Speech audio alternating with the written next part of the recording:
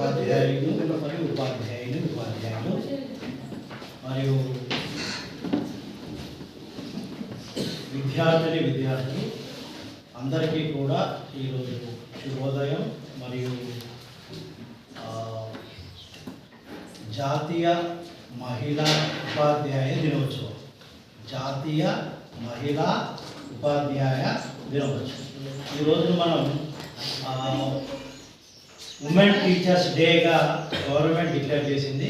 అయితే మన రాష్ట్రం ఉమెన్ టీచర్స్ డేగా డిక్లేర్ చేసినా కూడా దీన్ని నేషనల్ ఉమెన్ టీచర్స్ డేగా పరిగణించాలని సూచనలో కూడా ఉంది. ఎందుకంటే మనకు మార్చి 8 సార్, మార్చి 8 ఒకటి మహిళా దినోత్సవం, మహిళా